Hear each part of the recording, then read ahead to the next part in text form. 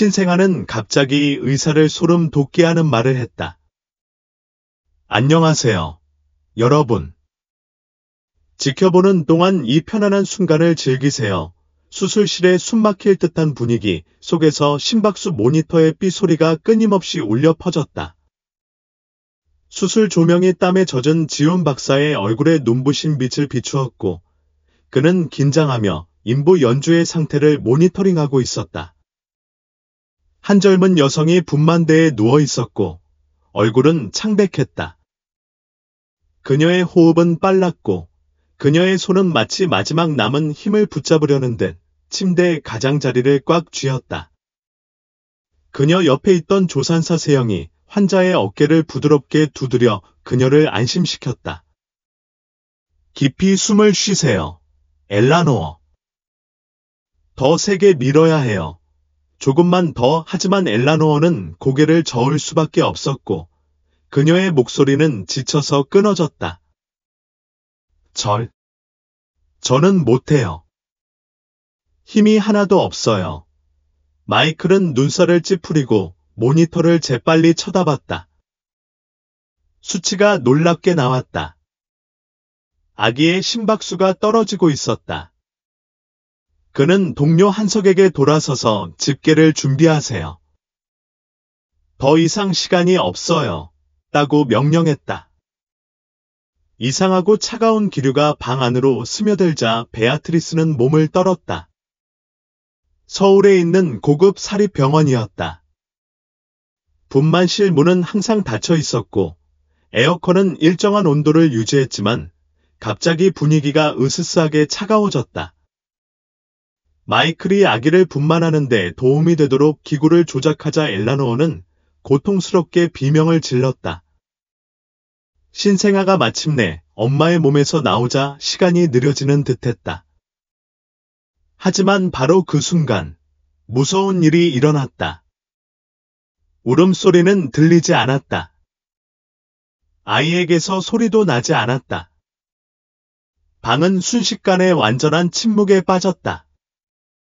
베아트리스는 마이클의 손에 여전히 피와 양수가 묻은 작은 몸을 응시하며 얼굴이 창백해졌다. 주변의 간호사들은 그 자리에 얼어붙었다. 침묵은 몇 초뿐이었지만 영원처럼 느껴졌다. 그리고 아기가 눈을 떴다. 그 눈은 보통 신생아의 눈과 달랐다. 너무 날카롭고 너무 깊어서 마치 어른의 영혼을 담고 있는 것 같았다. 마이클은 그 시선이 자신을 향해 똑바로 꿰뚫어보는 것을 느끼며 숨이 막히는 것을 느꼈다. 그리고 아기가 깊고 엄숙한 목소리로 말했다. 당신은 나를 한 번 죽였어요. 이번에는 도망칠 수 없을 거예요. 피가 얼어붙는 듯한 비명이 고요함을 깨뜨렸다. 일한 지 1년도 채 안 된 젊은 간호사 은서는 비명을 지르며 수술 도구 쟁반을 떨어뜨렸다. 금속이 바닥에 부딪히는 소리가 이미 긴장된 방에 울려 퍼졌다. 마이클은 얼어붙은 채로 서 있었다. 온몸이 차가운 땀에 젖었다. 아기를 여전히 움켜쥐고 있는 그의 손이 격렬하게 떨렸다. 아니, 불가능해. 그는 잘못 들은 것 같은 기분으로 중얼거렸다. 하지만 아니었습니다. 아기는 계속 그를 응시했고, 입술은 마치 그의 눈에서 공포를 조롱하듯이 아는 듯한 미소로 꽉 다물어져 있었습니다. 출산으로 여전히 멍한 엘라노어는 눈을 뜨려고 했으며 힘없이 물었습니다. 뭐야? 우리 아기 괜찮아. 아무도 대답하지 않았습니다. 베아트리스는 입술을 세게 깨물었고 얼굴은 혈색이 없어졌습니다.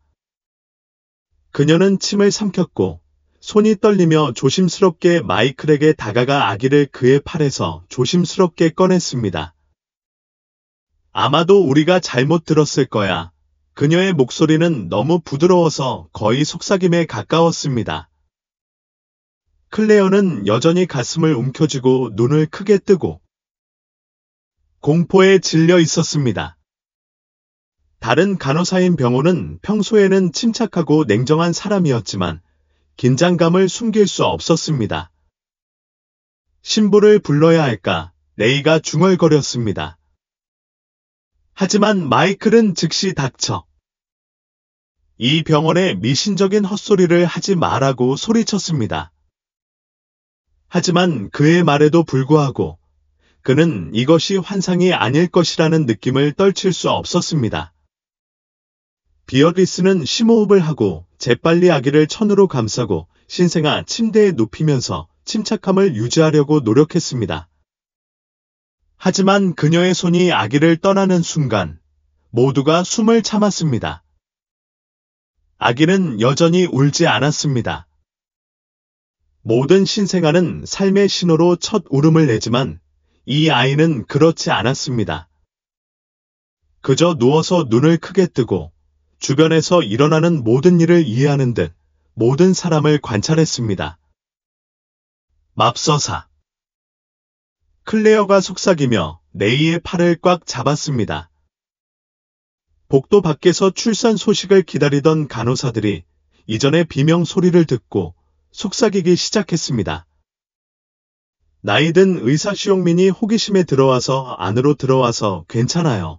라고 물었습니다. 아무도 대답하지 않았습니다. 세뮤엘은 마이켈의 얼굴에 공포가 새겨진 것을 보고 눈살을 찌푸렸습니다. 그러고는 침대 속의 아기를 돌아보았습니다. 그의 표정이 어두워졌습니다.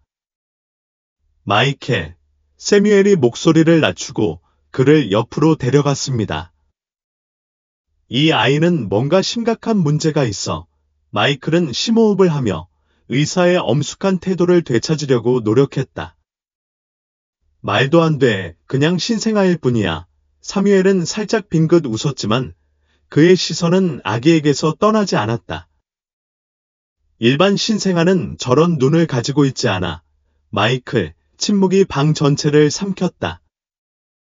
잠시 후, 마이클은 돌아섰고 그의 목소리는 그 어느 때보다 더 단호했다. 이 문제에 대해 밖에서 말하는 것은 허락되지 않아. 이 문제에 대한 소문이라도 들린다면 그 사람은 즉시 직장을 잃을 거야. 베아트리스는 그를 바라보며 입술을 떨었지만 감히 항의할 수는 없었다. 클레어는 레이에게 꼭 껴안았고 온몸이 여전히 떨리고 있었다. 침대 안에서 아기는 움직이지 않았다. 울음소리도 없고 거의 움직임도 없었다. 그저 눈을 크게 뜨고 주변의 어른들의 모든 행동을 지켜보았을 뿐이었다. 마치 오래전부터 이곳에 있었던 것처럼. 연주의 기이한 출산 이후 서울 총장의 분위기는 병원은 설명할 수 없을 정도로 무거워졌다. 간호사와 의사부터 관리인까지 모두가 복도를 기어다니며 병원의 가장 어두운 구석에 숨어있는 불안한 존재감을 느꼈다. 모든 것은 속삭임에서 시작되었다. 그 아기는 울지 않았어. 눈을 봤어. 세상에, 내가 두려운 줄 아는 듯 나를 쳐다보고 있었어. 클라가 말했다. 말은 했지만 신생아가 어떻게 말을 할 수 있지? 처음에는 간호사들이 휴식 시간에 하는 조용한 수다에 불과했다. 하지만 시간이 지나면서 병원 전체에 이상한 일들이 계속 벌어지면서 두려움이 커졌다. 엘리노어의 아들 매튜가 모니터링을 받고 있던 신생아 치료실에서 간호사들은 방에 들어올 때마다 설명할 수 없는 오한을 느끼기 시작했다. 베아트리스, 이상한 게 보여. 젊은 간호사 지민이 신생아실에서 나오면서 창백한 얼굴로 물었다. 무슨 말이에요? 비어트리스가 눈살을 찌푸렸다. 뭔가 들렸어요. 이자벨이 불안하게 주변을 둘러보며 속삭였다. 바로 그 방 안에서 속삭임이 들렸어요. 비어트리스가 몸을 떨었다. 그녀는 보육실의 유리문을 바라보았다. 안에서 매튜는 여전히 작은 침대에 누워 있었고 눈을 크게 뜨고 천장을 깜빡이지 않고 응시하고 있었다. 울음소리도 없었고 다른 유아들처럼 불안한 움직임도 없었다. 그저 누워서 부자연스럽게 깨어 있었다. 이자벨은 비어트리스의 팔을 잡았고 그녀의 목소리는 떨렸다. 내가 그를 확인하고 있을 때 목소리가 들렸어요. 목소리. 누구의 목소리예요? 비어트리스가 물었다. 아무도 아니에요. 이자벨이 고개를 저으며 침을 힘겹게 삼켰다. 하지만 바로 내 귀에 속삭였어요. 깊고 쉰 목소리였어요. 알아들을 수는 없었지만 인간의 목소리가 아니라는 걸 느꼈어요. 차가운 바람이 비어트리스의 목을 스쳐 지나갔다. 그녀는 이자벨의 눈을 들여다보며 거짓말이 아니라는 것을 알았다. 이상한 일들이 멈추지 않았다. 그날 저녁 야간 근무를 하던 다른 간호사인 병호는 신생아실로 이어지는 복도를 따라 달려가는 어린아이의 그림자를 봤다고 맹세했다. 누군가의 아이인 줄 알고 달려갔어요. 하지만 모퉁이에 도착했을 때 아무도 없었어요. 레이가 긴장한 얼굴로 회상했다. 정말이에요. 그냥 빛의 속임수였을 수도 있어요. 다른 의사가 그를 안심시키려고 말했다. 제가 틀리지 않았어요. 레이가 주장했다. 제가 봤어요. 어린아이였어요. 하지만 가까이 다가가자 바로 눈앞에서 사라졌어요. 소문은 더욱 퍼졌다. 엘리노어의 아기를 낳아준 의사 지훈 박사도 그 괴로움에서 자유롭지 못했다. 아기가 태어난 날 밤부터 그는 불면증에 시달리기 시작했다. 그는 눈을 감을 때마다 매튜의 시선을 보았다. 깊고 어두운 그 눈은 신생아가 가질 수 없는 감정으로 가득 차 있었다. 그리고 악몽이 찾아왔다. 마이클은 분만실에 서서 손이 피로 뒤덮인 꿈을 꾸었다. 수술대 위에는 죽은 신생아가 누워서 그를 똑바로 응시하고 있었다. 갑자기 신생아가 일어나서 작은 얼굴에 뒤틀린 미소가 번졌고 당신이 나를 죽였어 라고 말했다. 마이클은 한밤중에 갑자기 깨어나 차가운 땀에 젖었다. 그의 심장은 격렬하게 쿵쾅거렸다. 그리고 그것은 악몽뿐만이 아니었다.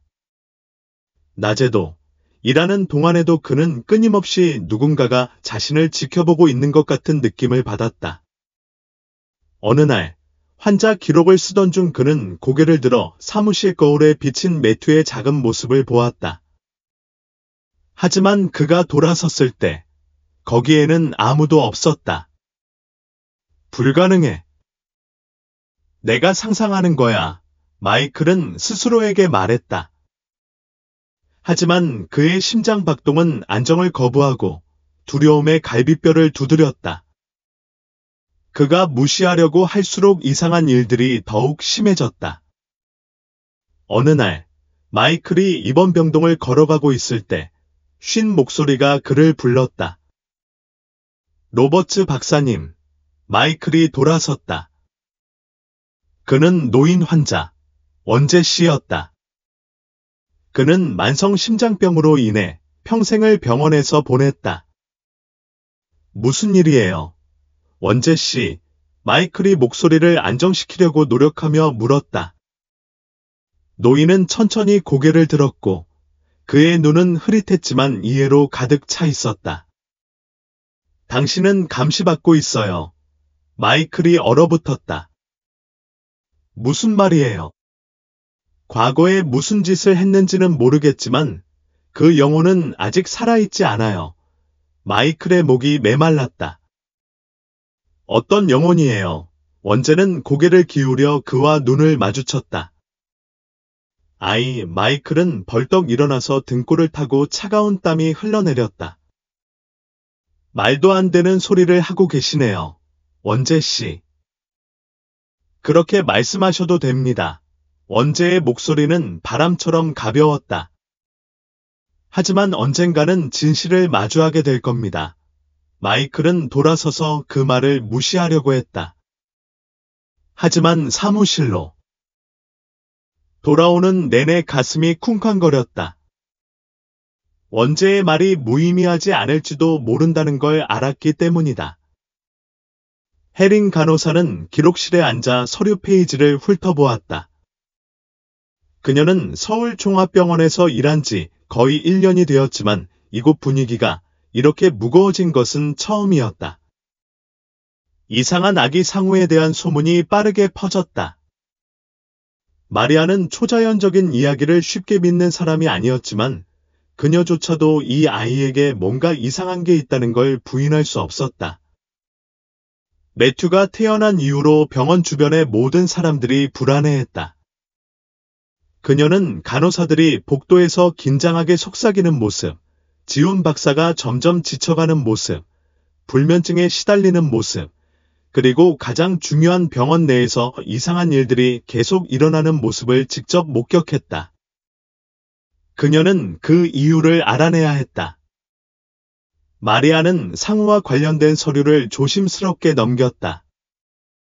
숫자는 정상인 듯했다. 몸무게, 키, 초기 건강 상태. 하지만 무언가가 그녀를 멈추게 했다. 매튜의 생년월일, 3월 14일. 그녀의 눈이 살짝 가늘어졌다. 그 날짜가 익숙했다. 그녀는 컴퓨터로 돌아서서 시스템에 입력해 오래된 진료 기록을 검색했다.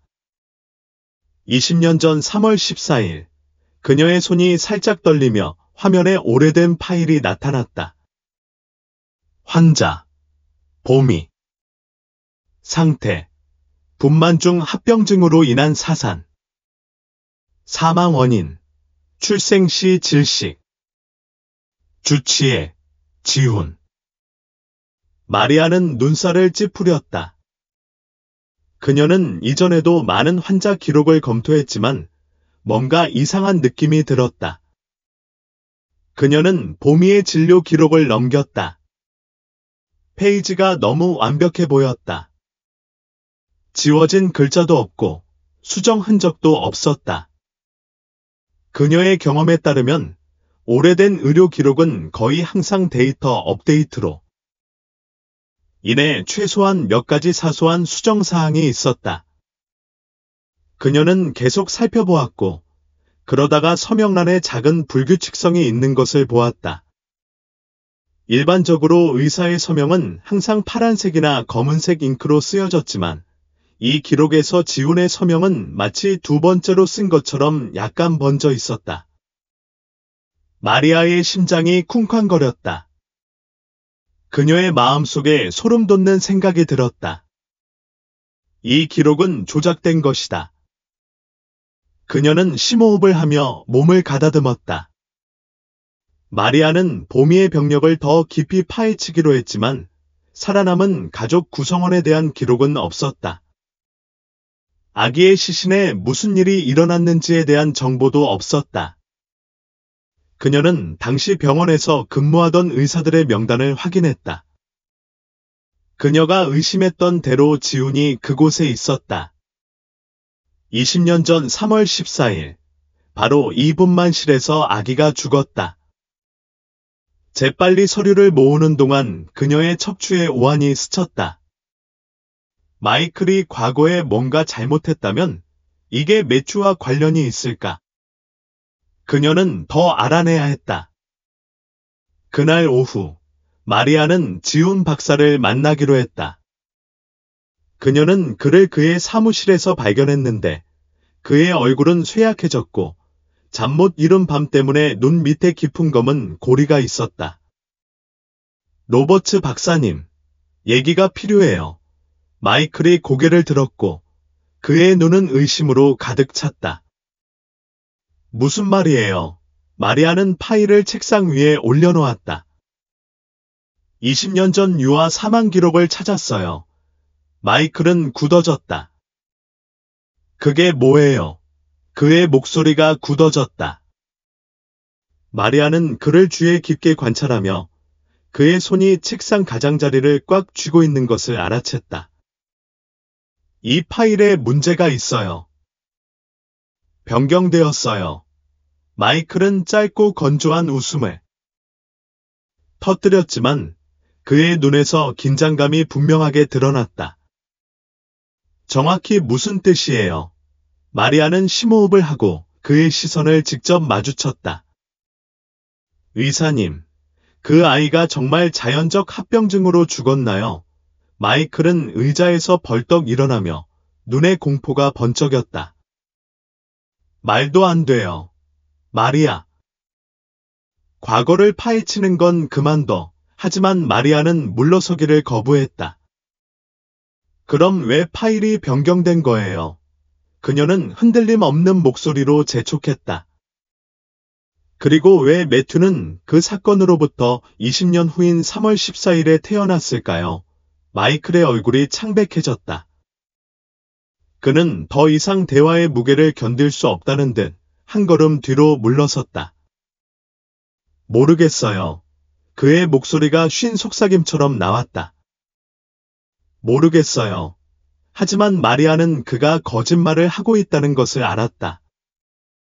그날 밤 마리아는 아파트로 돌아왔지만 그녀는 자신이 발견한 것에 대한 생각을 멈출 수 없었다. 그녀는 컴퓨터 앞에 앉아 보미에 대한 정보를 더 찾기 위해 계속 검색했지만 그녀의 기록은 거의 존재하지 않았다. 그녀의 죽음을 주장하는 친척에 대한 보고도 없었고 완전한 부검 보고서도 없었고 아기의 공식 사망 증명서도 없었다. 마치 그런 것들이 전혀 존재하지 않았던 것처럼.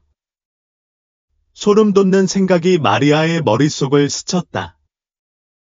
마이클과 병원 행정부가 20년 동안 진실을 은폐해왔다면 그때의 아기가 정말로 죽지 않았을 가능성이 있을까? 마리아는 힘겹게 침을 삼켰다. 창밖에서 밤바람이 나무 사이로 울부짖으며 무거운 불안감을 실어 날랐다. 그녀는 이것이 끝나지 않았다는 느낌이 들었다. 20년 전 유아 사망의 미스터리를 밝혀낸 간호사 해리는 더 이상 안심할 수 없었다. 그녀는 평소처럼 일하려고 했지만 서울종합병원에서 일어나는 으스스한 일들은 점점 더 부인할 수 없게 되었다. 특히 신생아실에 있는 상우 주변에서 일부 간호사들은 야간 근무를 거부하기 시작했다.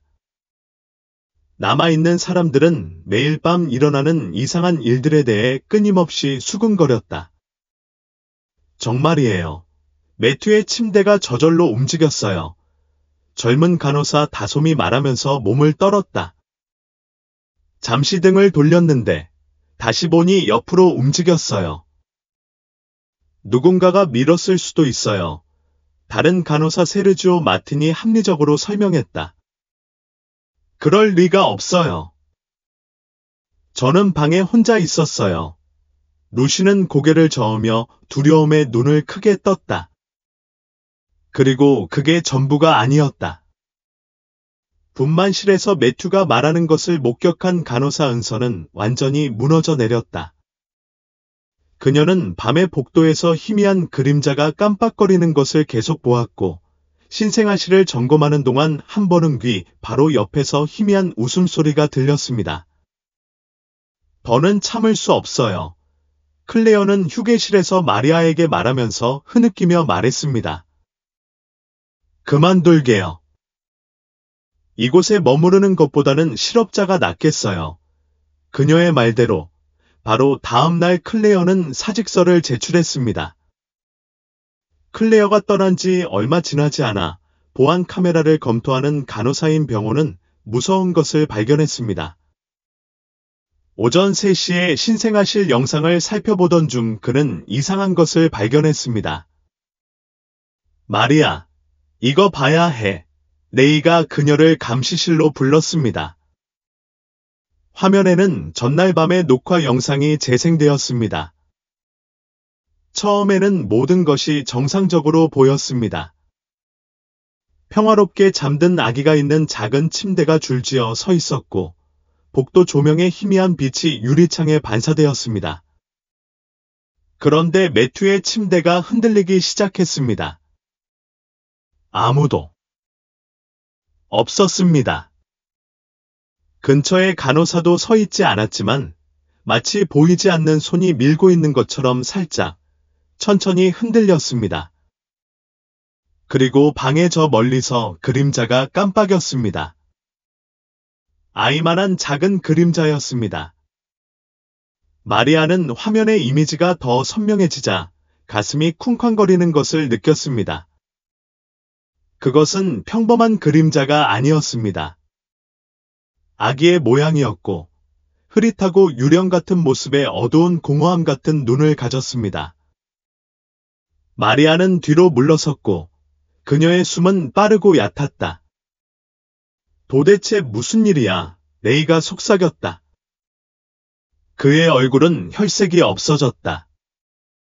아무도 대답하지 않았어. 그리고 그것은 보안 카메라만이 아니었다. 젊은 의사인 규현은 임산부에게 초음파 검사를 하는 동안 끔찍한 경험을 했다. 처음에는 모든 것이 정상이었다. 그는 조심스럽게 탐침을 여성의 배 위로 움직이며 태아의 이미지가 화면에 나타나는 것을 지켜보았다. 하지만 알렉산더는 눈살을 찌푸렸다. 잠깐만. 뭐야? 그는 눈을 가늘게 뜨고 모니터를 응시했다. 화면에 태아 옆에 이상한 그림자가 있었다. 두 번째 얼굴이었다. 아주 작은 얼굴이었다. 눈을 크게 뜨고 그를 똑바로 응시하고 있었다. 무슨 일이야? 의사, 알렉산더는 말을 더듬으며 몸을 가누려고 했지만 이미 등에는 식은땀이 흐르고 있었다. 아무것도 아니야. 그는 거짓말했다. 그냥 신호 오류일 뿐이야. 하지만 그는 그것이 오류가 아니라는 것을 알았다. 그리고 가장 무서운 점은 그 얼굴은 매튜와 똑같았다. 마리아와 다른 간호사들이 이상한 현상에 당황하는 동안 지온 박사는 자신의 고통에 더욱 빠져들었다. 병원 복도를 걸을 때마다 무언가 이상한 느낌이 들었다. 거울을 지날 때마다 뒤에 서 있는 작은 인물이 보였다. 눈을 감을 때마다 귀 바로 옆에서 당신이 나를 죽였어. 라는 속삭임이 들렸다. 그날 밤, 마이클은 잠들기 전에 강력한 진정제를 먹기로 했다. 그는 더 이상 꿈을 꾸고 싶지 않았다. 하지만 사무실 의자에 앉아 휴식을 취하기 시작했을 때 클릭 문이 삐걱거리며 열렸다. 마이클은 몸을 굳히고 뒤돌아섰다. 아무도 없었다. 그러자 뼈가 시린 바람이 방을 휩쓸었다. 그의 심장이 쿵쾅거렸다. 그는 그것을 들었다. 가벼운 웃음소리. 조용하고 섬뜩한 웃음소리. 공기의 숨결처럼 가볍지만 그의 마음 깊은 곳에 울려 퍼졌다. 그리고 바로 그의 눈앞에서 어둠 속에서 작은 인물이 나타났다. 아기가 서서 그를 응시하고 있었다. 마이클은 공포에 질려 비명을 질렀다. 그는 뒤로 비틀거리며 전등 스위치를 더듬었다. 하지만 방이 밝아졌을 때 아무것도 없었다. 마이클만 떨고 숨이 헐떡이며 얼굴에서 땀이 떨어졌다. 하지만 그는 자신이 상상한 것이 아니라는 것을 알았다. 매튜는 평범한 아이가 아니었다. 그는 돌아왔고 이번에는 떠나지 않았다. 지온 박사는 더 이상 자신이 아니었다. 그는 항상 어떤 상황에서도 침착함을 유지하는 자신의 능력을 자랑스러워했지만 상우가 태어난 이후로 그는 한때 자신을 정의했던 침착함을 잃었다. 잠은 끝없는 악몽이 되었다. 그가 눈을 감을 때마다 그는 자신이 분만실에 서 있고 그의 손은 피에 젖어 있는 것을 보았다. 수술대 위에서 신생아가 그를 올려다보며 작은 입술에 뒤틀린 미소를 지었다. 당신이 나를 죽였어요. 마이클은 벌떡 깨어나 숨을 헐떡이며 셔츠를 적셨고 가슴에서 터질 듯이 심장이 격렬하게 쿵쾅거렸다. 그는 시계를 보았다. 오전 3시 14분이었다. 또다시 그 시각이었다. 그는 4일 연속으로 이 순간에 깨어났다. 이렇게 계속할 수 없어. 그는 중얼거리며 침대 옆 탁자에 놓인 약병을 잡았다. 그는 진정제를 움켜쥐고 말랐다. 하지만 돌아서자 그는 얼어붙었다. 방 건너편 거울에 작은 인물이 서 있었다. 하지만 그 아이는 전혀 보이지 않았다. 마이클은 돌아섰지만 방이 비어 있는 것을 발견했다. 다음 날, 마이클은 창백하고 지친 모습으로 병원에 들어왔다. 하예린 간호사가 즉시 알아챘다. 의사님, 괜찮으세요? 그녀가 눈살을 찌푸리며 물었다. 마이클은 움찔하며 재빨리 고개를 저었다. 괜찮아요. 그의 목소리는 쉰 듯했다. 하지만 마리아는 그를 믿지 않았다. 교대 내내 마이클은 예전의 자신과는 딴판이었다. 마치 누군가가 자신을 쫓는 듯 어깨 너머를 계속 흘깃보았다. 수술하는 동안 그의 손은 너무 심하게 떨려서 거의 메스를 떨어뜨릴 뻔했다. 더 심한 것은 속삭임이 들리기 시작했다는 것이다. 부드러운 웃음소리, 아기 울음소리. 처음에는 그저 상상일 뿐이라고 스스로 확신했다. 하지만 수술실 유리 패널을 흘깃 보았을 때 그는 매튜가 밖에 서서 유리창에 작은 얼굴을 대고 눈 하나 깜빡이지 않고 자신을 응시하는 것을 보았다. 당신 때문에 죽었어요. 마이클이 비명을 지르며 뒤로 넘어졌다. 수술팀 전원이 얼어붙었다. 의사님, 뭐가 문제예요? 한석이 놀라서 물었다. 마이클이 창문 쪽으로 돌아섰다. 아무것도 없었다. 그냥 피곤할 뿐이에요. 그는 더듬거렸다. 하지만 모두가 볼 수 있었다. 그는 그저 피곤한 게 아니었다. 그는 통제력을 잃고 있었다. 그날 밤, 마이클은 옛 환자인 미스터를 방문하기로 했다. 원재, 그에게 잔류하는 영혼에 대해 경고했던 남자. 보셨죠?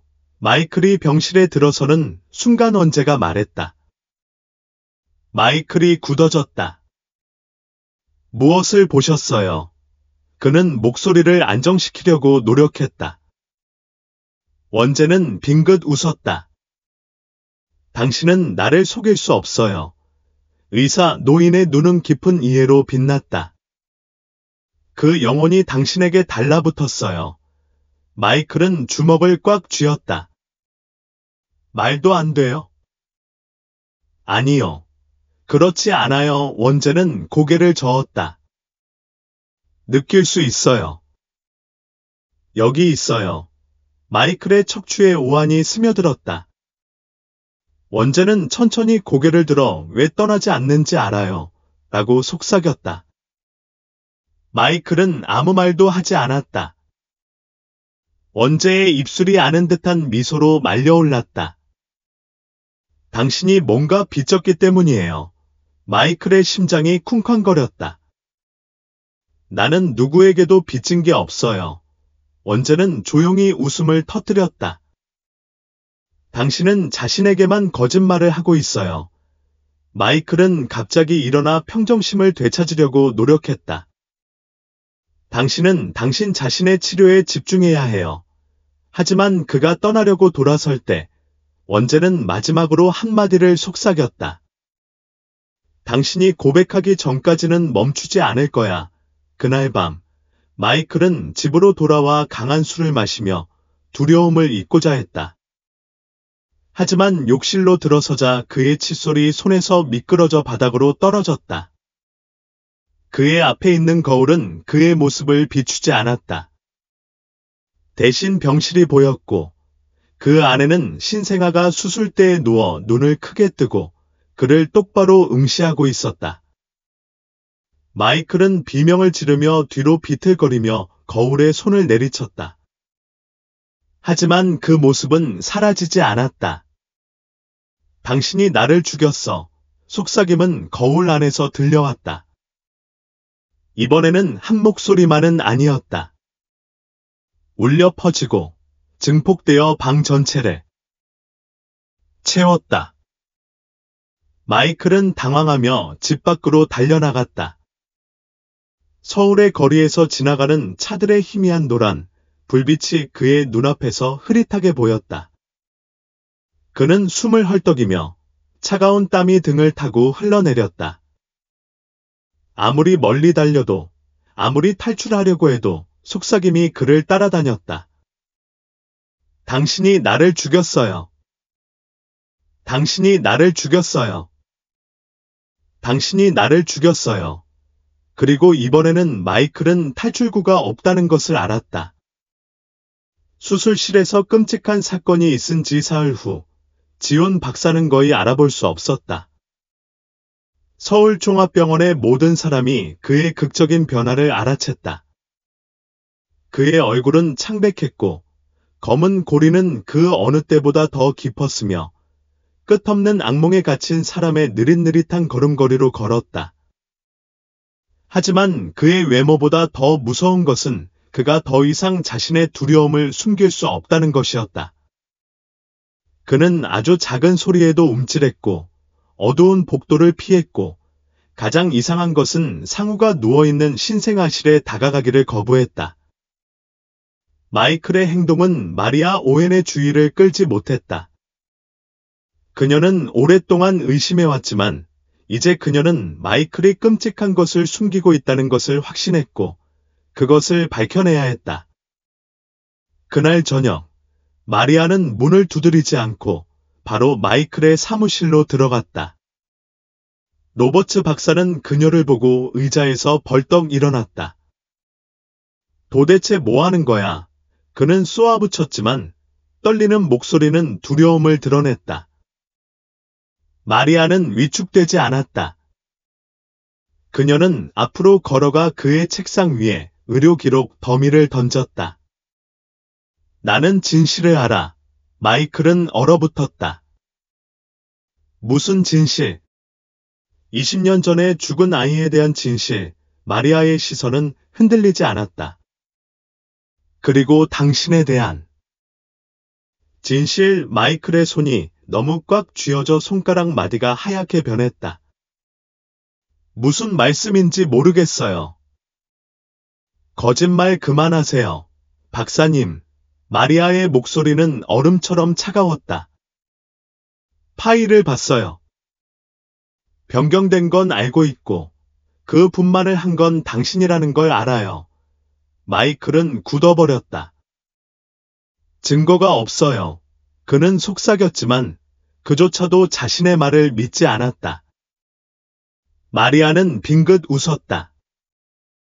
아직은요. 그녀는 문서에 손을 얹었다. 하지만 내가 찾을 거야. 멈추지 않을 거야. 마이클은 의자에서 벌떡 일어나며 공황 상태로 눈을 크게 떴다. 내가 뭘 다루고 있는지 모르겠구나. 그는 이를 악물었다. 이걸 내려놓아. 마리아. 너무 늦기 전에 마리아는 물러서지 않았다. 누구에게 너무 늦었지. 박사. 마이클은 대답하려고 입을 열었지만 갑자기 딸각 소리가 났다. 사무실 문이 삐걱거리며 열렸다.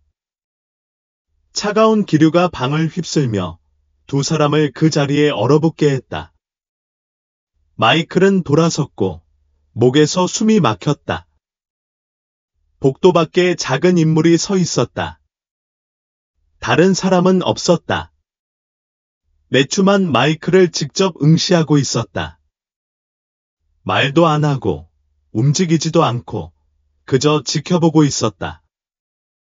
마이클은 비틀거리며 책상 가장자리를 꽉 움켜쥐었다.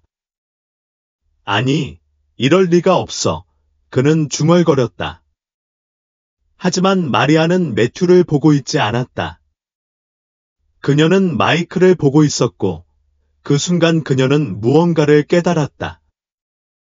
마이클은 20년 전에 무슨 일을 했는지 정확히 알고 있었다. 마이클은 즉시 사무실 문을 쾅 닫았고 등을 문에 대고 숨이 거칠었다. 마리아는 서 있었고 시선을 그에게 고정했다. 무엇을 피해 도망치는 거야? 그녀가 속삭였다. 마이클은 떨었다. 그는 눈을 감았고 그러자 20년 동안 묻어두었던 기억이 밀려왔다. 20년 전 서울 종합병원.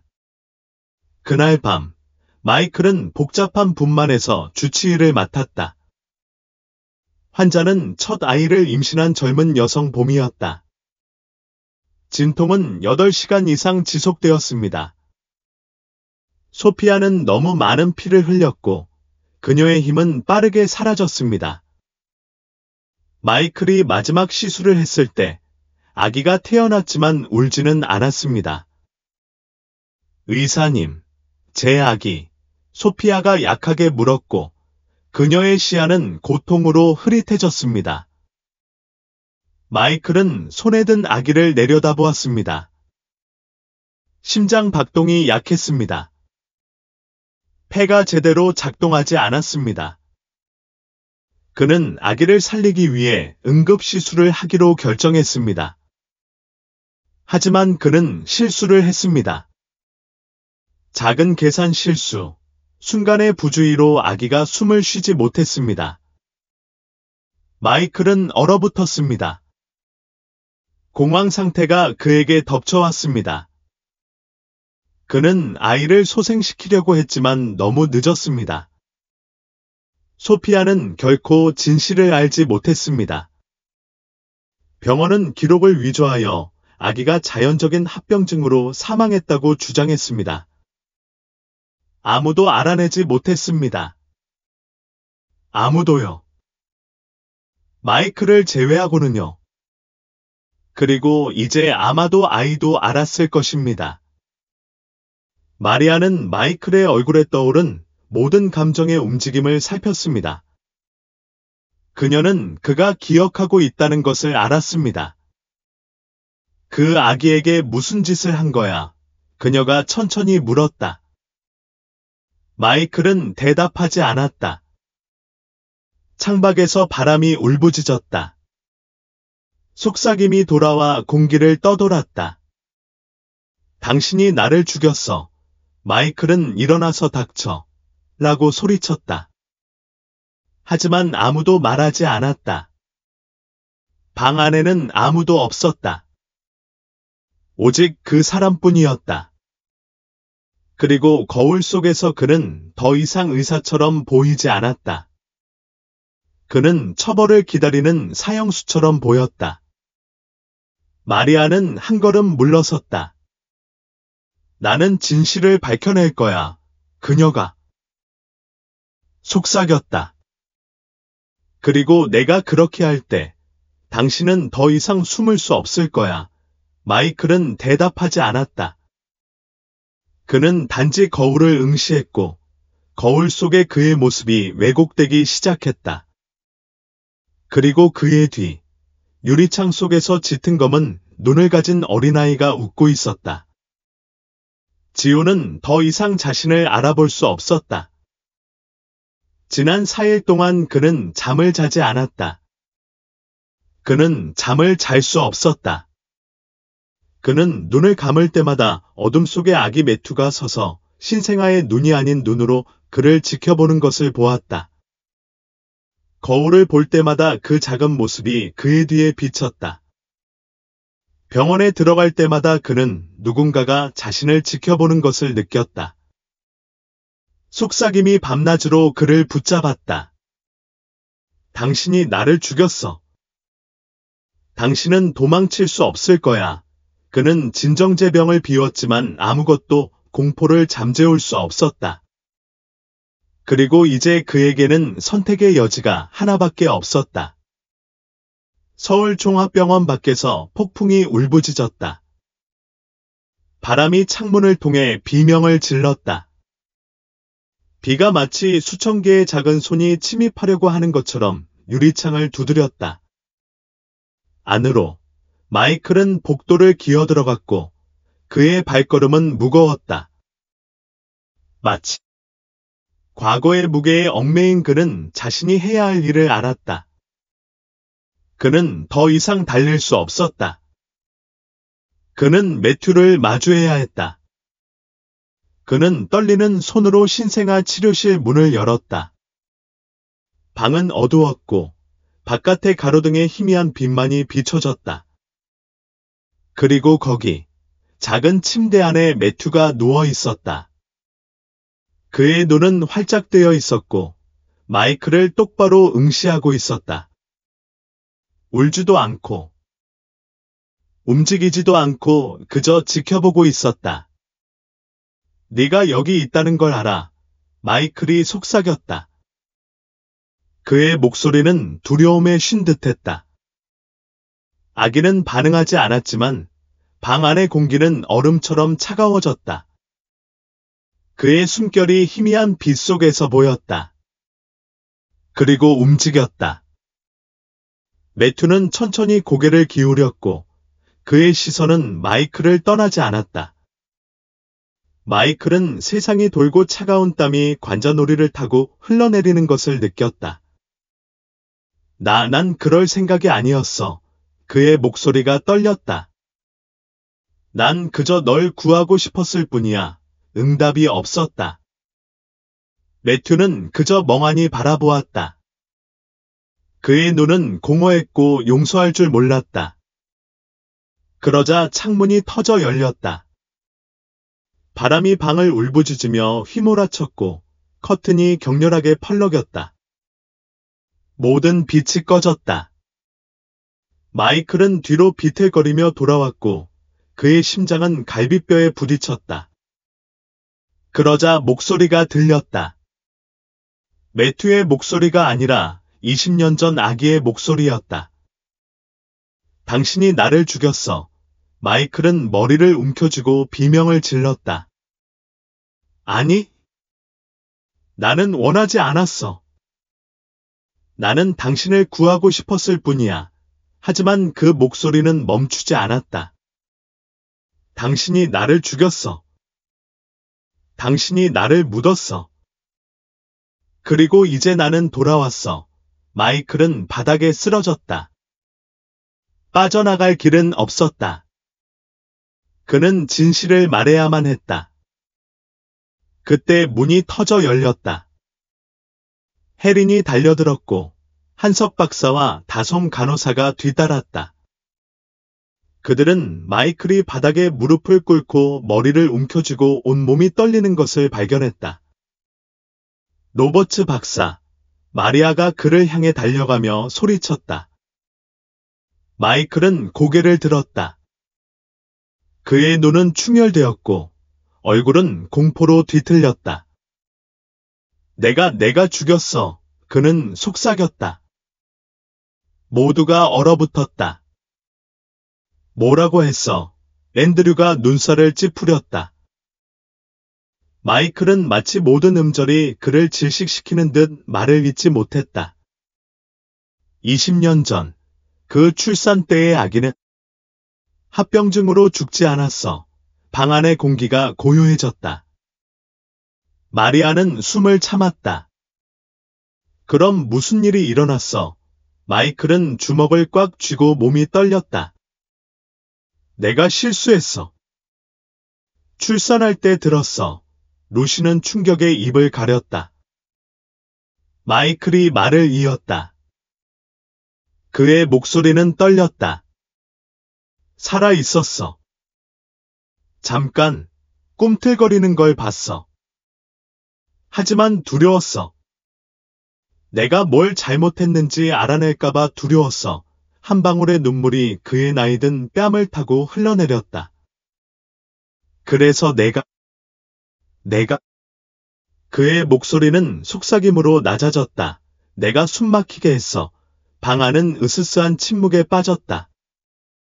아무도 감히 숨을 쉬지 못했다. 아무도 믿을 수 없었다. 수천 명의 생명을 구한 지훈 박사가 자신의 손으로 신생아의 생명을 앗아갔다. 그 순간 매튜는 태어난 이래 처음으로 눈을 감았다. 그의 작은 입술이 움직였다. 말을 하려는 것이 아니라 미소를 지으려는 것이었다. 부드러운 미소. 그 미소에는 무서운 의미가 담겨 있었다. 마리아는 척추를 타고 오한이 기어오르는 것을 느꼈다. 마이클 박사, 자백했어요. 마이클은 흐느끼며 울기 시작했다. 제가 잘못했어요. 제가 그를 죽였어요. 저는 벌을 받을 자격이 있어요. 밖에서는 격렬한 폭풍이 몰아쳤지만 방 안에서는 아무도 안도감을 느끼지 못했다. 매튜의 호흡은 마치 그가 기다리던 것을 마침내 받은 것처럼 안정되었다. 자백이었다. 진실은 밝혀졌지만 처벌은 아직 끝나지 않았다. 지훈 박사의 끔찍한 자백 이후 신생아 치료실은 싸늘한 침묵 속에 갇혔다. 아무도 말을 하지 않았다. 아무도 감히 말을 하지 못했다. 혜린, 한석 박사, 다솜 간호사는 얼어붙은 채로 서 있었고 방금 그들 앞에서 펼쳐진 진실에 여전히 충격을 받고 있었다. 마이클은 바닥에 무릎을 꿇고 그의 낡은 손은 절망의 얼굴을 가렸다. 마치 그의 영혼이 지난 죄의 무게에 의해 빠져나가는 것처럼 그의 온몸이 떨렸다. 하지만 가장 무서운 것은 매튜는 작은 요람에 움직이지 않고 있었다. 신생아는 울지 않았다. 평범한 아기처럼 반응하지 않았다. 그의 작은 눈은 약간 뜨였고 불안한 평온함을 반영했다. 그러다 갑자기 매튜가 미소를 지었다. 그 미소는 마이클의 척추를 따라 차가운 공포의 물결을 보냈다. 그것은 신생아의 순진한 미소가 아니었다. 그것은 정의를 목격하기 위해 너무 오랫동안 기다려온 영혼의 미소였다. 엘라노어는 눈물을 흘렸다.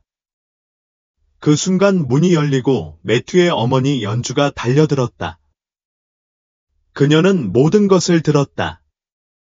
그녀의 얼굴은 창백했고 손은 떨리며 천천히 마이클에게 다가갔다. 당신은 그녀의 목소리가 갈라졌다. 당신은 무고한 아이를 살해했고 이제 내 아들이 그 무게를 지고 있어요. 마이클은 고개를 들었고 그의 눈은 고통으로 움푹 꺼졌다. 나는 그럴 생각이 없었어요. 그는 더듬거렸다. 엘라노어는 고개를 저었고 그녀의 창백한 뺨에 눈물이 흘러내렸다. 아니요. 당신은 선택을 했어요. 당신은 결과에 직면하는 것이 너무 두려워서 아이의 생명을 앗아가기로 선택했어요. 그녀는 매튜의 침대로 돌아서서 오랫동안 아들을 바라보았다. 그리고 그녀는 가슴 아픈 흐느낌을 터뜨렸다. 미안해, 매튜. 몰랐어. 아무것도 몰랐어. 하지만 매튜는 울지 않았다. 그는 어머니만 바라보았고 그의 눈은 나이를 훨씬 뛰어넘는 이해로 반짝였다. 그리고 놀라운 일이 일어났다. 매튜는 작은 손을 들어 올렸다. 방은 즉시 설명할 수 없는 따뜻함으로 가득 찼다. 부드러운 바람이 휩쓸며 평온함을 실어주었다. 마이클은 몸을 떨며 마치 보이지 않는 빛이 방을 뒤덮은 것 같은 기분을 느꼈다. 그리고 나서 부드럽고 평화로운 목소리가 울려 퍼졌다. 용서해, 방이 고요했다. 마리아는 심장이 멎는 것을 느꼈다. 엘라노어는 흐느끼는 것을 억누르며 참았다. 마이클은 바닥에 쓰러져 아이처럼 울부짖었다. 20년 동안 그를 괴롭혔던 악몽이 마침내 끝났다. 하지만 정말일까? 구원인가? 아니면 처벌의 시작인가? 병원 밖에서는 폭풍이 지나갔다. 비는 여전히 내렸지만 더 이상 분노에 울부짖지 않았다. 이제는 신생아 치료실 안의 흙과 슬픔을 씻어내는 부드러운 폭포가 되었다. 엘레노어는 매튜를 꼭 껴안았고 그녀의 눈물은 여전히 흘러내렸다. 마리아는 마이클을 바라보았고 그녀의 표정은 읽을 수 없었다. 진실이 드러났어. 그녀가 속삭였다. 마이클은 아무 말도 하지 않았다. 그는 더 이상 예전처럼 자신감 있고 강력한 의사가 아니었다. 그는 단지 자신의 죄의 무게 앞에 무릎을 꿇은 노인일 뿐이었다. 한석 박사가 앞으로 나서서 마이클의 어깨에 손을 얹었다. 네가 한 일에 대한 책임을 져야 해. 마이클은 저항하지 않았다. 알아. 그의 목소리는 쉰 목소리였다. 20년 만에 처음으로 그는 더 이상 출마하고 싶지 않았다. 다음 날, 마이클은 병원장 사무실로 들어갔다. 서울종합병원장인 승민이 그를 응시했다. 사임하고 싶은가? 마이클이 고개를 끄덕였다.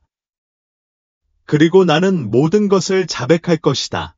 사무엘은 한숨을 쉬며 의자에 기대 앉았다. 이게 내 경력을 망칠 거라는 걸 알고 있지. 마이클은 쓴웃음을 터뜨렸다. 내 경력은 20년 전에 끝났어. 사무엘은 오랫동안 침묵했다. 마침내 그는 말했다. 좋아. 그럼 들어가서 속죄해. 3일 후, 서울의 모든 주요 언론사에 폭탄 기사가 실렸다. 유명한 지훈 박사가 20년간 유아 사망을 숨겼다고 자백했다. 도시는 소란에 휩싸였다. 서울종합병원은 즉시 조사를 받았다. 의료위원회가 개입했다. 마이클은 법정, 대중, 그리고 수십 년 동안 묻어두려고 했던 모든 것에 직면했습니다. 하지만 그는 더 이상 두려워하지 않았습니다. 이것이 그가 치러야 할 대가라는 것을 알았기 때문입니다. 엘리노어의 집에서 매튜는 어머니의 품에 안겨 푹신푹신 잠을 잤습니다. 그는 이제 다른 아기와 같았습니다. 이상한 눈도, 섬뜩한 침묵도, 마침내 풀려난 영혼만 있었습니다. 엘리노어는 미소를 지으며 아들의 이마에 부드러운 키스를 했습니다. 이제 끝났어. 내 사랑, 매튜는 살짝 몸을 꿈틀거리며 작은 입술을 평화로운 미소로 말았습니다. 창밖에서 태양이 떠오르기 시작했습니다. 새로운 장이 시작되었습니다. 자백한 지 3주 후, 지훈 박사는 재판을 받았습니다. 서울중앙법원은 꽉 찼습니다. 기자, 의사, 그가 속인 피해자, 그리고 수백 명의 호기심 많은 시민들이 방을 가득 채웠습니다. 오늘의 재판은 마이클의 운명을 결정할 뿐만 아니라 20년 동안 묻혀있던 범죄를 폭로할 것입니다. 마이클은 주름진 회색 정장을 입고 피고인석에 앉았습니다. 그는 더 이상 명문 의사의 오만함을 지니지 않았다. 이제 그는 잠 못 이루는 밤으로 인해 눈이 움푹 꺼진 망가진 사람일 뿐이었다. 앞줄에서 엘리너 포스터가 매튜를 꼭 껴안았다.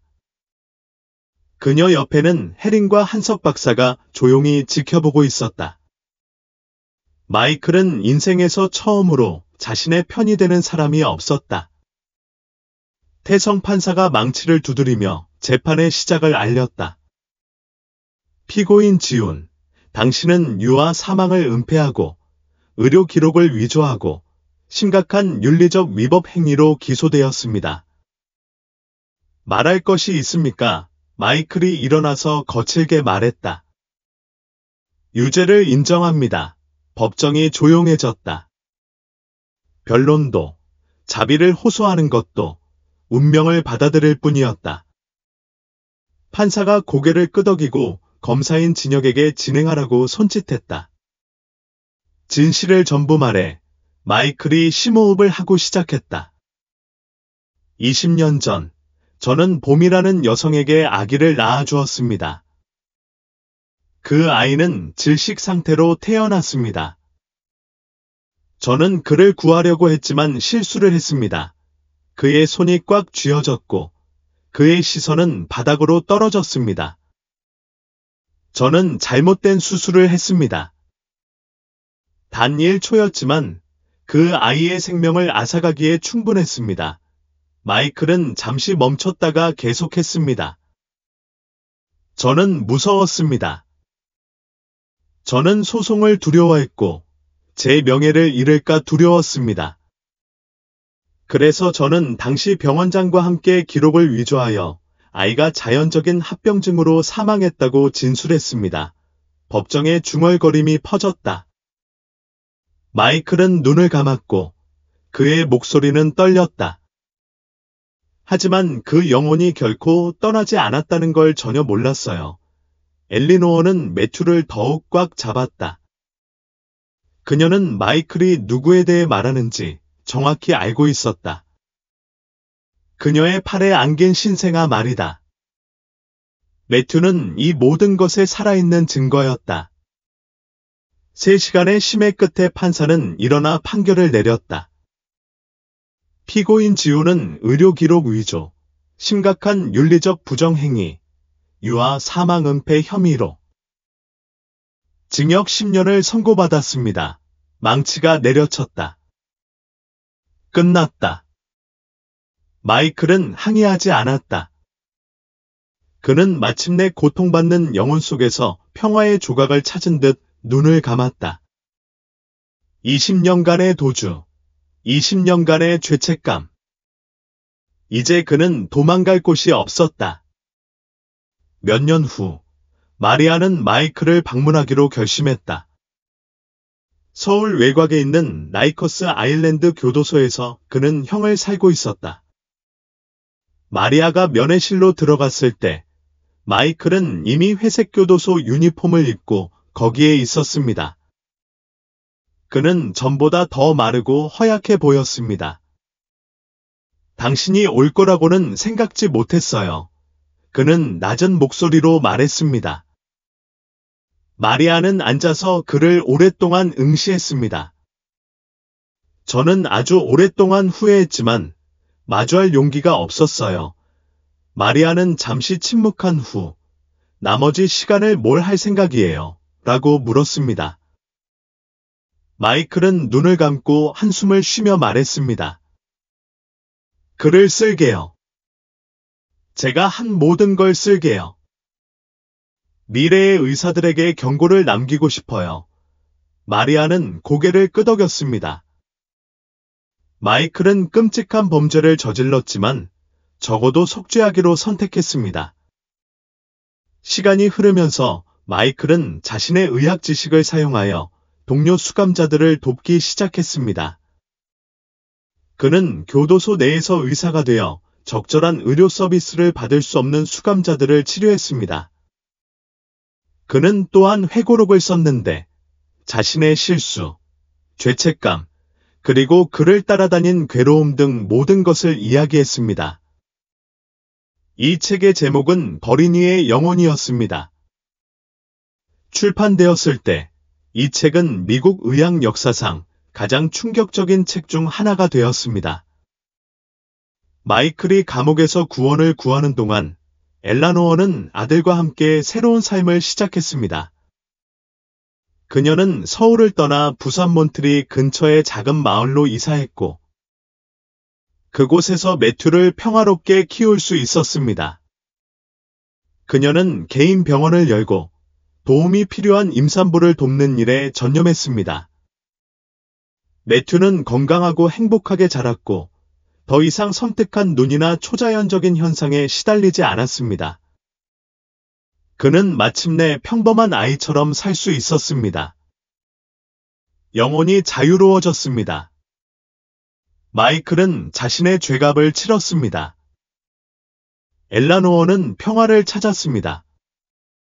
매튜는 새로운 삶을 살았습니다. 그리고 마리아는 이 모든 것을 목격했습니다. 그녀는 결코 포기하지 않고 진실을 밝혀냄으로써 옳은 일을 했다는 것을 알았습니다. 그녀가 마지막으로 마이클을 본 때, 그는 그녀에게 결코 잊지 못할 말을 했습니다. 고맙구나, 마리아. 내가 없었다면 나는 결코 진실에 맞설 용기를 갖지 못했을 거야. 마리아는 그저 미소를 지었습니다. 때때로 진실은 고통스럽지만 필요한 거야. 마이클은 고개를 끄덕이고 20년 만에 처음으로 미소를 지었다. 조용하고 안도한 미소였다. 시간은 바람처럼 흘렀다. 지온 박사가 선고를 받고 10년이 흘렀다. 서울은 바뀌었고 서울종합병원도 바뀌었다. 새로운 의사가 마이클의 자리를 대신했지만 그의 이야기는 의료 윤리에 대한 고통스러운 교훈으로 남았다. 오늘 누군가 병원으로 돌아왔다. 혜린이 서울종합병원의 웅장한 입구로 들어섰고 향수의 물결이 그녀를 덮쳤다. 그녀는 5년 전에 모자복원에 전념하는 비영리 단체에서 일하기 위해 병원을 떠났다. 그녀는 더 이상 젊은 간호사가 아니라 존경받는 의료 전문가가 되었다. 하지만 오늘 그녀는 특별한 이유로 돌아왔다. 그녀는 다시는 만날 수 없을 것 같은 사람과 약속이 있었기 때문이다. 노인 전용 병실에서 지우는 침대에 앉아 창밖을 생각에 잠긴 듯 바라보았다. 그는 상당히 늙었다. 그의 머리카락은 완전히 하얗게 변했고 피부는 주름져 있었지만 그의 눈은 더 이상 죄책감의 무게를 지탱하지 않았다. 마리아가 들어오자 그는 돌아서서 미소를 지었다. 마리아, 네가 올 줄 알았어. 마리아는 의자를 끌어당겨 그의 옆에 앉았다. 내가 풀려났다는 소식을 들었어. 마이클이 고개를 끄덕였다. 나는 3개월 전에 형을 마쳤지만 몸이 나를 기만하고 있어. 심장병이 있어. 몇 달밖에 남지 않았다고 해. 마리아는 말이 없었다. 범죄에도 불구하고 마이클은 10년을 감옥에서 보냈고 남은 인생을 병든 수감자들을 돕는 데 바쳤다. 후회하는 게 있어. 그녀가 물었다. 마이클이 부드럽게 웃었다. 나는 평생 후회하며 살았지만 이제는 더 이상 두렵지 않아. 그는 자신의 손을 내려다보았다. 한때 한 사람의 목숨을 앗아갔지만 수천 명을 구한 손이었다. 나는 끔찍한 짓을 저질렀지만 마주하는 법을 배웠어. 마리아. 용서를 바라지는 않지만 적어도 거짓말을 하며 죽지는 않았어. 마리아가 살짝 고개를 끄덕였다. 매튜를 만나고 싶어. 마이클은 움찔했다. 그는 어때요? 그는 행복해요. 완전히 건강해요. 그에게는 더 이상 이상한 게 없어요. 마이클의 피곤한 눈에 안도의 빛이 번쩍였다. 좋아요. 그는 중얼거렸다. 부산 몬트리 근처의 작은 마을에서 연주는 병원에서 일하느라 바빴다. 그녀는 그곳에서 새로운 삶을 꾸렸고 도움이 필요한 임산부를 돕는 데 헌신했다. 그녀와 그녀의 아들에게 두 번째 기회를 준 것에 대한 보답의 방식이었다. 마당 밖에서 10살 소년이 친구들과 축구를 하고 있었다. 매튜. 그는 부드러운 검은 머리카락, 밝은 눈, 빛나는 미소를 가지고 있었다. 몇 년 전의 섬뜩한 사건의 흔적은 없었다. 잊혀지지 않는 침묵도, 과거의 유령도 없었다. 오직 즐겁고 평온한 아이뿐이었다. 엘라노어가 밖으로 나가자 매튜가 그녀에게 달려갔다. 그의 목소리는 흥분으로 가득했다. 엄마, 내가 골을 넣었어. 엘라노어가 웃으며 머리카락을 헝클어뜨렸다. 네가 골을 넣을 줄 알았어. 내 작은 챔피언 매튜가 환하게 웃었다. 그는 자신의 탄생을 둘러싼 어둠에 대해 아무것도 몰랐다. 그가 아는 전부는 사랑하는 어머니와 따뜻함으로 가득 찬 삶이 있다는 것뿐이었다. 그리고 아마도 그것이 진정으로 중요한 전부였을 것이다. 3개월 후, 지호는 요양원에서 세상을 떠났다. 그는 고통도 두려움도 없이 평화롭게 떠났다. 죽기 전에 그는 엘라노어에게 편지를 썼다. 당신의 용서를 구하지는 않지만 멀리서 매튜를 보았다는 것을 알려드리고 싶습니다. 그는 너무 행복해 보였습니다. 그게 제게 평화를 가져다 줍니다. 제 방식대로 속죄할 수 있게 해주셔서 감사합니다. 마이클 엘라노어는 어느 가을 오후에 편지를 받았다. 그녀는 편지를 귀에 깊게 읽고 한숨을 쉬었다. 그녀는 마이클이 한 일을 결코 잊을 수 없었지만 그가 대가를 치렀다는 것도 알았고 그것으로 충분했다. 그녀는 편지를 태워 재를 바람에 흩뿌렸다. 과거는 끝났고 오직 미래만이 앞에 있었다. 서울은 지온을 잊었지만 그의 이야기는 의학계에서 계속 살아갔다. 그의 책, 더 차일드즈 솔은 의학 윤리의 필수 텍스트가 되었고 흰 가운을 입은 모든 사람을 위한 경고 이야기였다. 엘라노어는 아들과 함께 평화로운 삶을 계속했다. 어느 날 정원에서 놀던 매튜는 갑자기 하늘을 올려다보았습니다. 엄마, 늙은이가 나에게 미소 짓는 걸 봤어요. 엘라노어는 잠시 멈춰 그의 시선을 따라갔지만 아무것도 보이지 않았습니다. 매튜는 싱긋 웃었습니다. 아마 상상했을 거예요. 엘라노어는 그의 머리카락을 쓰다듬으며 미소를 지었습니다. 아마 상상했을 거예요. 하지만 그녀는 깊은 곳에서 그것이 마이클이라는 것을 알았습니다. 마침내 그는 자유를 찾았고 고통의 순환은 끝났습니다. 이 이야기는 의학에서의 책임과 윤리에 대한 강력한 상기입니다. 실수는 묻힐 수 있지만 인간의 양심은 결코 영원히 지속될 수 없습니다. 마이클은 잘못된 길을 선택했지만 결국 그는 결과에 직면해야 했습니다. 또한 진실의 힘, 고통스럽지만 구원에 필요한 힘을 강조합니다. 그리고 궁극적으로 용서는 있는 것이 아니라 고통받는 사람들이 다시 평화를 찾을 수 있도록 하는 것입니다. 이 이야기가 마음에 드셨다면 좋아요를 눌러주시고 저희 채널을 구독해주세요.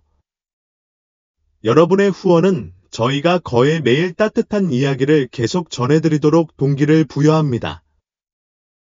여러분의 지원에 매우 감사드립니다. 곧 뵙겠습니다.